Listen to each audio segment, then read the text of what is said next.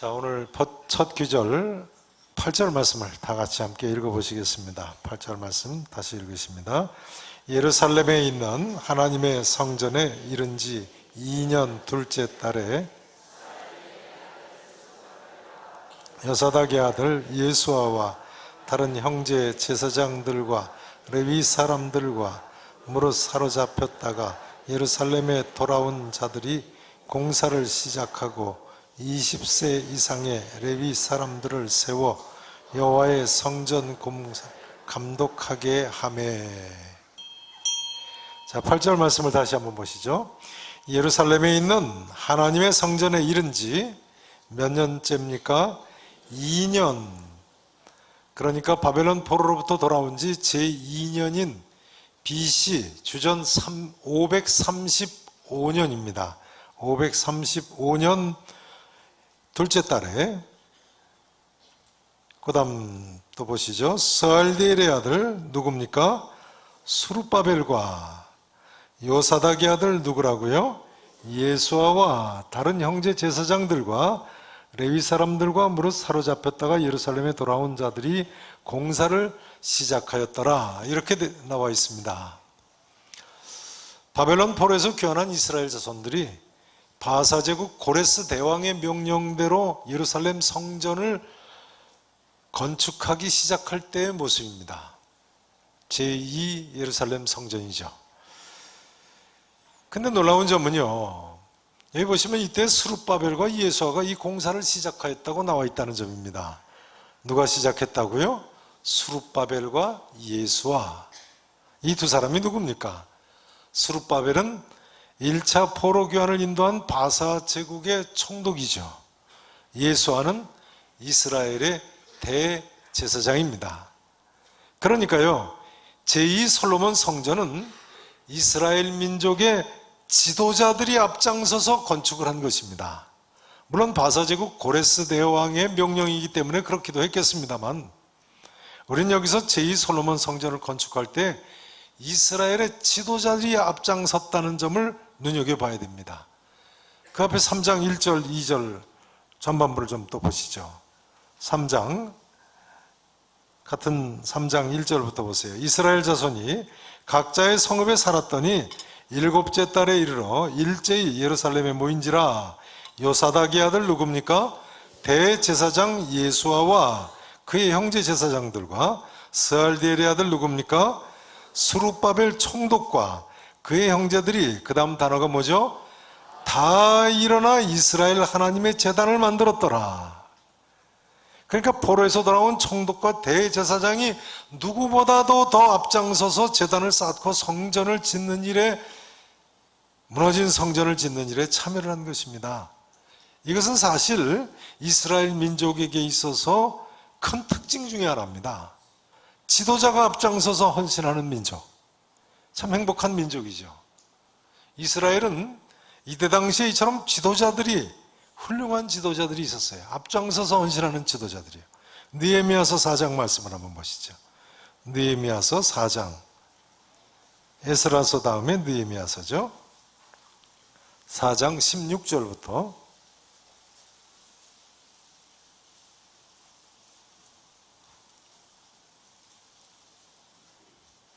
4장 16절부터 18절 말씀을 제가 봉독을 드리겠습니다. 16절입니다. 그때로부터 내 수하 사람들의, 여기 나는 느헤미야 총독이죠. 내 수하 사람들의 절반은 일하고 절반은 뭘 했어요? 갑옷을 입고 창과 방패와 활을 가졌고 둘로 나눠서 한쪽은 일하고 한쪽은 전투를 벌일 준비를 합니다. 민장은 유다 온 족속 뒤에 있었으며 성을 건축하는 자와 짐을 나르는 자는 다 각각 한 손으로 일을 하며 한 손에는 뭘 잡았어요? 네, 칼과 창 같은 병기를 잡았는데, 건축하는 자는 각각 허리에 뭘 찼어요? 칼을 차고, 건축하며 나팔 부는 자는 내 곁에 섰었느니라. 적군이 쳐들어올까봐 나팔 부는 자를 총독 곁에 세워놨어요. 자, 그 다음 21절부터 또 보시겠습니다. 우리가 이같이 공사하는데 무리의 절반은 동틀 때부터 별이 나기까지 뭘 했어요? 창을 잡고 전투 준비를 했어요. 그때 내가 또 백성에게 말하기를 사람마다 그 종자와 함께 예루살렘 안에서 잘지니 밤에는 우리를 위하여 뭐 하라고요? 파수꾼 노릇을 하고 낮에는 뭐 하라고요? 일을 하리라 하고 나나 내 형제들이나 총독이나 총독의 형제들까지 말이죠. 종자들이나 나를 따라 파수하는 사람들이나 우리가 다 우리의 뭘 벗지 아니했어요? 밤에도 옷을 벗지 아니하였으며 물을 기르러 갈 때에도 각각 뭘 잡았다고요? 병기를 잡았느니라. 그러니까 이스라엘 민족 지도자들이 앞장서서 이렇게 예루살렘 성전을 건축하고 예루살렘 성벽을 쌓으며 또 일면 전투하며 앞장서서 헌신하는 그런 민족이었어요. 이 말씀을 드리지 않을 수 없습니다. 만일 우리나라가 무슨 일이든지 정치 지도자들이요 이처럼 앞장서서 헌신하면 참 좋은 나라지요. 교회도 마찬가지입니다. 어떤 일을 할 때 목사님들이나 장로님들이 앞서 헌신하고 안수 집사님, 권사님, 집사님들이 앞장서서 헌신한다면 우리 교회는 행복한 교회고 좋은 교회죠. 오늘 본문은 포로귀환 직후에 이스라엘 자손들이 지위 고하를 막론하고 다 하나가 돼서 이처럼 아름답게 헌신하는 모습을 보여주고 있습니다. 그렇다면 무슨 일이라도 다 이룰 수 있겠죠. 틀림없습니다. 나라건 교회건 마찬가지입니다. 지도자들이 솔선수범하고 다 하나가 되면 못할 일이 어디 있겠습니까? 우리 교회는 앞으로 어떤 일이건 교회 장로님들, 권사님들, 집사님들이 먼저 앞장서서 헌신하는 교회가 될 수 있기를 진심으로 바랍니다. 느헤미야서 5장 14절에 보면요, 느헤미야 총독은 심지어 이때 유다 총독 12년 동안 총독의 녹을 받지 않았다고 나와 있습니다. 월급도 받지 않았다는 거예요. 그러니까 바벨론 포로귀환 직후의 이스라엘은 유무상통하던 초대교회와 유사한 모습이었습니다. 바라기는 우리나라도 우리 교회도요 이런 모습이 될 수 있으면 좋겠습니다. 교회 중직자들이 은혜 받아서 먼저 솔선수범하고 앞장서서 헌신하는 교회, 위정자들이 하나님 앞에서 사리사욕을 앞세우지 않고 먼저 헌신의 모범을 보이는 우리 나라가 될 수 있기를 위해서 기도하시기 바랍니다. 이제 8절 하반부 말씀을 보십니다.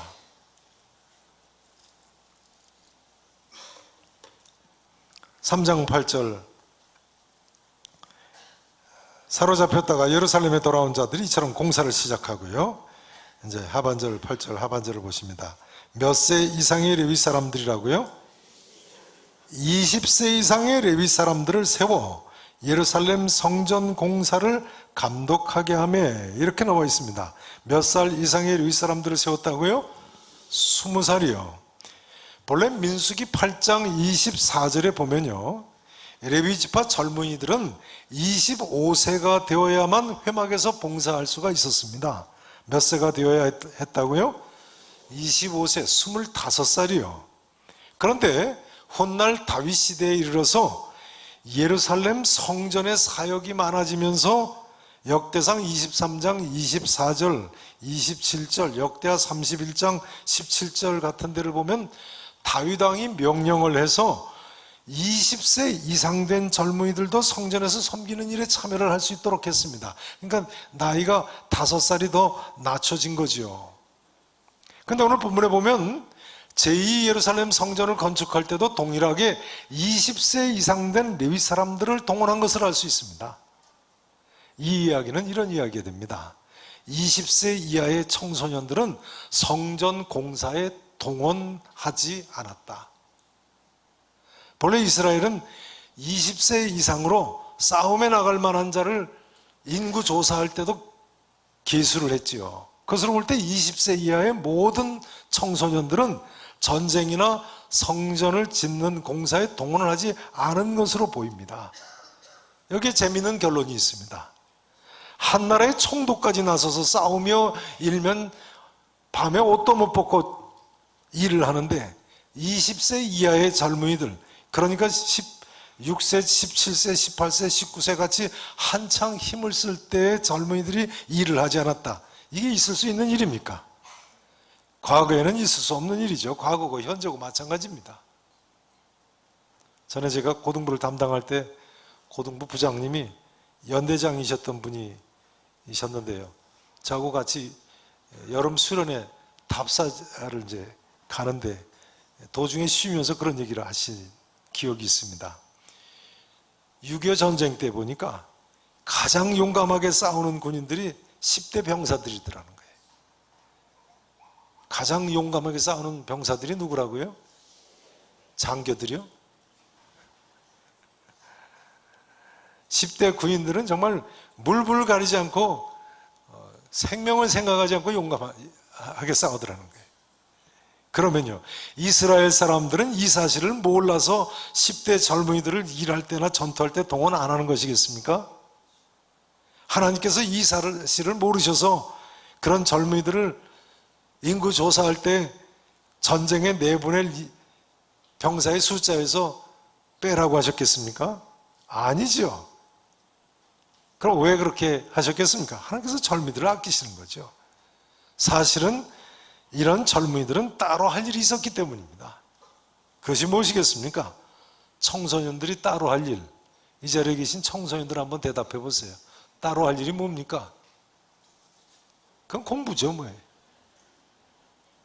그게 뭐라고요? 공부예요, 공부. 이스라엘에서 10대 젊은이들이 공부를 하게 했을 겁니다. 특별히 레위지파 10대들은요, 하나님 말씀을 배우는 일에 헌신한 사람들입니다. 오늘날까지도 이스라엘에서는 정통파 종교인이라고 해서 하나님만 섬기는 사람들은 군대를 아예 안 내보냅니다. 이런 이야기가 되겠습니다. 우리는 모두가 하나님께서 맡기신 일이 있다. 이것을 사명이라고도 하고 소명이라고도 하지요. 어른들은 직장과 일터에서 열심히 일해야 하고요. 학생들은 학교에서 공부해야 하고요. 그 맡은 일을 열심히 하는 것이 사명이기도 하고 소명이기도 하고 하나님의 뜻인 것입니다. 또 한 주간을 시작하시는데요. 성도 여러분, 그럼 저는 무슨 일을 하시려고 하십니까? 하나님께서 내게 맡기신 사명을 충성스럽게 잘 감당하시기를 축원합니다. 여름 성경학교 수련회 기간도 마찬가지입니다. 교학교 선생님들께서는 부지런히 가르치셔야 되고요. 우리 자녀들은 어떻게든 참석해서 열심히 하나님 말씀 배우고 하나님 말씀으로 양육받는 기간이 되어야 되겠습니다. 지난주에 3단계 리더 성경 공부 시간에 이런 이야기를 하게 됐습니다. 우리 반 반장님이 여름 성경학교를 바로 그 전날 끝내셨는데 너무 피곤해서 결석을 하셨다고 그러세요. 뭐 피곤하셨다든가요, 뭐 몸살이 나셨다든가 뭐 그러시더라고요. 그래서 제가 문득 예전 생각이 났습니다. 예전에는 여름 성경학교나 수련회를 할 때면 에어컨이 없으니까요, 선풍기 틀고 하다 보니까 정말 여름 성경학교 수련회 마칠 때쯤 되면 파지가 되죠. 제가 처음 주일학교 전도사를 맡던 해 여름 성경학교를 마치고 한 주간 성경학교 마치고 또 주일을 지내니까 아예 몸져 눕게 됐습니다. 근데 바로 그 다음날 월요일부터 일산에 있던 아멘 기도원이라는 데서 대학생들 수련회 강사로 한 주간 가기로 약속을 했었거든요. 월요일 아침에 너무 힘들어가지고 일어날 수가 없어서 점심 식사 후에 있는 개회 예배는 참석을 못하고 저녁 식사 시간에 이제 강사로 가게 됐어요. 그러고는 3박 4일인가 4박 5일인가 수련을 마치고 마지막 저녁 집회를 마쳤는데요. 완전히 쓰러질 지경이 됐습니다. 저녁 집회를 마치고 마지막 날이니까 예배당에 전체가 다 둘러앉아가지고 한 5, 60명 되는 대학생들이 자기가 수련회 기간 동안 기도 응답 받고 은혜 받은 내용을 나누는 시간이 됐습니다. 이제 그런 간증 시간을 마치면 이제 그 다음에는 또 밤늦게까지 통성기도 시간을 갖는데요. 저는 탈진을 해가지고 앉아 있을 수가 없어서 비스듬히 거의 반 누워서 이제 이렇게 있는 거예요. 돌아가면서 한 사람 한 사람 무슨 기도 제목을 어떻게 응답받았다 얘기를 하는데, 한 여학생이 자기는 이번 수련회 3가지 기도 제목을 가지고 왔다고 그러더라고요. 근데 첫 번째, 두 번째 기도 제목은 응답 받았는데, 3번째 기도 제목은 응답해 주실 줄로 믿는다고 그냥 그러더라고요. 그러니까 다들 와 하고 전체가 웃었어요. 근데 처음 개회 예배 때 기도 제목이 어떤 기도, 그러니까 그 기도원에 수련회 기간에 무슨 기도 제목을 가지고 올라왔는지 이미 나눴더라고요. 그러니까 첫 번째, 두 번째, 세 번째 기도 제목이 뭔지 다 아는 분위기였습니다. 근데 제가 보니까 그 3번째 기도 제목이 결혼을 위한 기도 제목이었어요.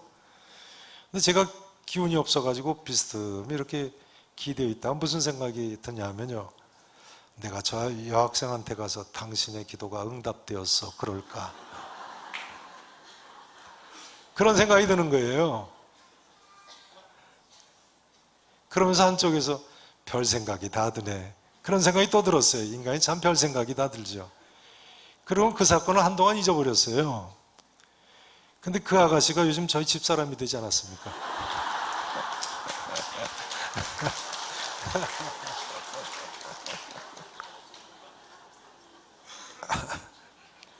별로 안 놀라시는 것 같은데 궁금하지 않으시면 그만 마칠까요? 그 성경 공부 서클을 인도하시는 전도사님이 대학 같은 과 1년 선배이셨습니다. 근데 수련을 마쳤는데 하루는 그 선배 집에 놀러 갔더니 저한테 그러는 거예요. 장가 안 갈 거예요? 그 제가 안 가긴 왜 안 가요? 그러니까 좋은 사람이 있는데 소개시켜 줄 테니까 만나보라고. 근데 저희 집사람을 소개시켜 주더라고요. 사실은 그때 저는 기도는 올라갈 때마다 꼭 한 가지 기도 제목을 가지고 올라갔었거든요. 그때는 기도원 애들 많이 올라가지 않았습니까?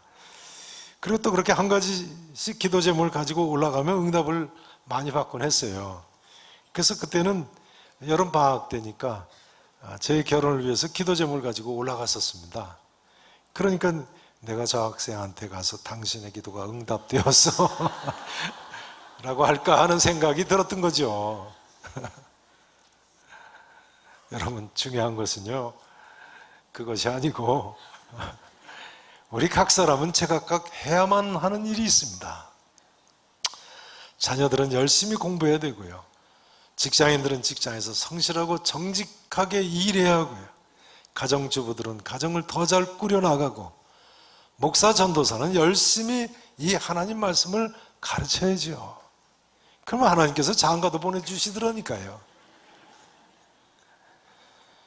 특별히 요즘 불경기로 청년 실업 문제가 심각하고 젊은이들이 결혼도 늦어지고 정말 안타까운데요, 우리 하나님께서 우리의 젊은이들에게 일할 수 있는 직장 문제를 해결해 주시기를, 또 가정을 꾸미는 문제를 해결해 주시기를 진심으로 축원합니다. 또 우리 학생들 학교에서 공부도 열심히 해서 이스라엘 민족처럼 우리 나라와 민족도 미래가 있게 되기를 진심으로 바랍니다. 이제 10절에 보시면요, 건축자가 여호와의 성전에 기초를 놓을 때라고 시작하고 있습니다. 10절 보세요. 건축자가 여호와의 성전에 기초를 놓을 때. 그 다음 보세요. 제사장들은 예복을 입고 나팔을 들고 아삽 자손 레위 사람들은 재금을 들고 서서 이스라엘 왕 다윗의 규례대로 여호와를 뭐 했다고요? 찬송을 했다고 나와 있습니다. 그 다음 11절에 보시면요, 보세요. 찬양으로 화답하며 여호와께 뭐 했어요? 감사하여 이르되 주는 지극히 선하심으로 그의 인자하심이 이스라엘에게 영원하시도다 하니, 그 다음 단어가 뭡니까? 모든 백성이 여호와의 성전 기초가 놓임을 보고 여호와를 뭐 했어요? 찬송하며 큰 소리로 뭐 했다고요? 즐거이 찬송했다고 나와 있습니다. 물론 이때 그 다음 기절에 보면 첫 예루살렘 성전, 솔로몬 성전을 본 나이 많은 족장들은 대성통곡을 했다고 나와 있습니다만, 이분들은 솔로몬 성전을 직접 봤던 사람들이니까요. 솔로몬 성전은 바벨론 제국의 제3차 침공 때인 BC 586년에 불탔습니다.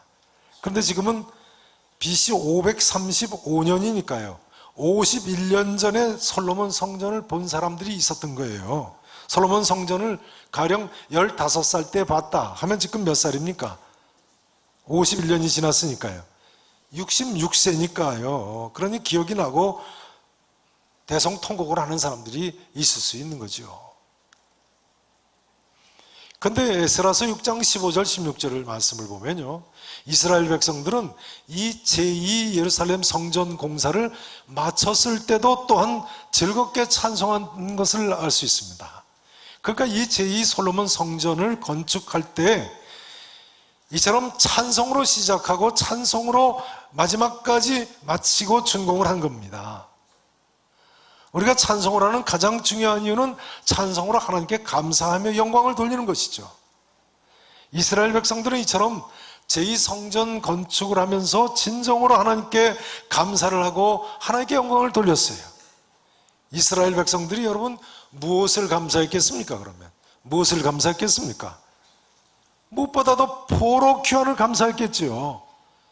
시편 126편에 여호와께서 시온의 포로를 돌려보내실 때에 우리가 꿈꾸는 것 같았도다 하면서 찬양을 했는데요, 꿈꾸는 것 같이 돌아와서 예루살렘 무너진 성전까지 다시 건축하게 됐으니 얼마나 감사하며 찬송하며 성전을 건축했겠습니까? 일찍이 정말 꿈도 꾸지 못했던 엄청난 기적이 일어난 거죠. 이제 중요한 점은 이것입니다.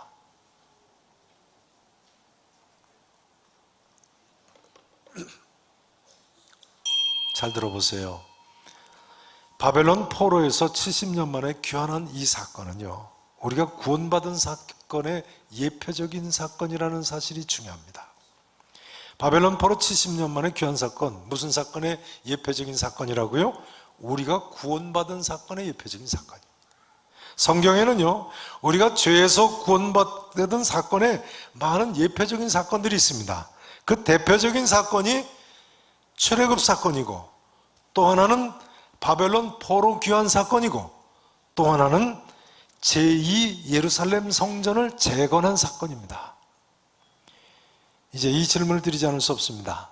성도 여러분, 나는 과연 예수 그리스도께서 내 죄를 사해 주시고 구원해 주심을 얼마나 감격하며 얼마나 감사하며 얼마나 찬양하며 살고 있는가요? 이제 오늘 말씀 준 거를 정리를 해야 되겠습니다. 제2 솔로몬 성전을 세울 때 있었던 일은 우리에게 많은 교훈을 줍니다. 다음 주일도 또 계속 생각을 해 보시겠습니다. 우선 제2 솔로몬 성전, 스룹바벨 성전을 세울 때 이스라엘 자손들은 지도자들이 앞장서서 헌신하는 모습을 우리에게 보여주고 있습니다. 또한 두 번째로는 각 사람이 사명을 잘 감당하는 모습을 보여주고 있습니다. 각 사람이요. 또 한 가지가 더 있습니다. 제2 솔로몬 성전을 세울 때 이스라엘 모든 사람들은 하나님의 은혜에 감사하며 찬양하며 하나님께 영광을 돌리는 모습을 보여주고 있습니다. 사랑하시는 성도 여러분, 하나님께서 우리에게도 값없이 이런 큰 은혜를 베풀어 주셨는데요, 이를테면 바벨론 포로에서부터 돌아오게 해주시고 제2 예루살렘 성전을 꿈과 같이 건축하는데 동참할 수 있는 은혜를 베풀어 주셨는데요, 우리는 어떻게 살아야 되겠다고 생각하십니까?